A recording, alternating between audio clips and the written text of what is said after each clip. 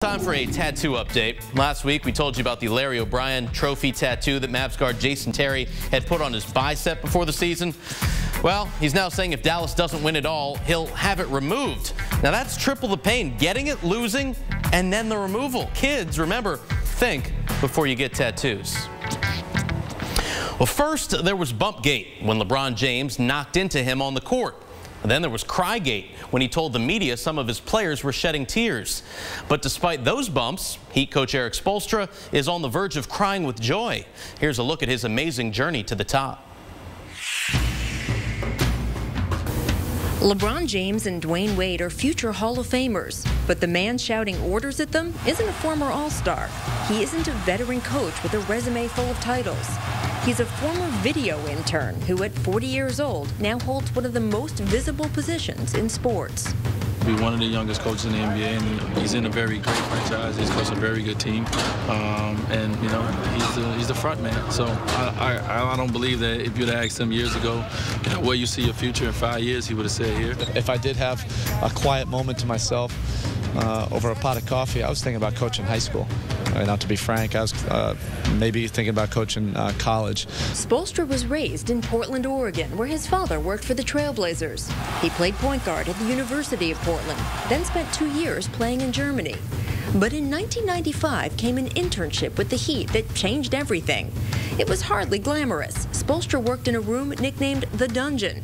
NBA legend Jack Ramsey, in Miami at the time, watched the then 25-year-old develop. He started out as video coordinator, and I don't think he was the head video coordinator either. But in Riley's game plan, they do a lot of video work.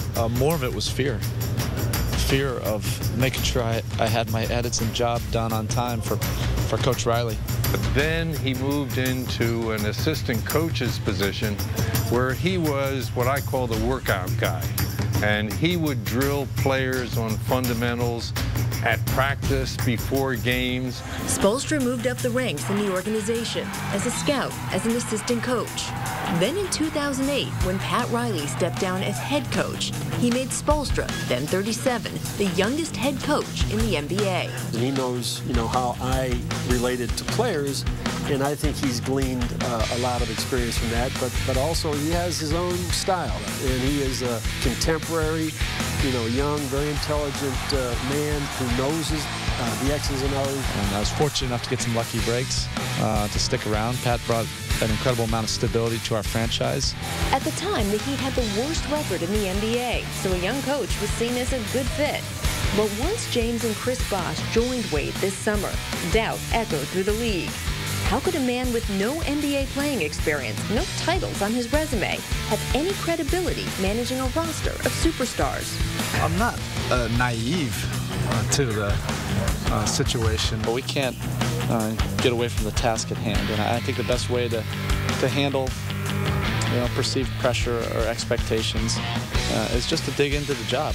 Things came to a head in late November when James seemed to bump Spoelstra on the court amid rumors he was frustrated with his new coach.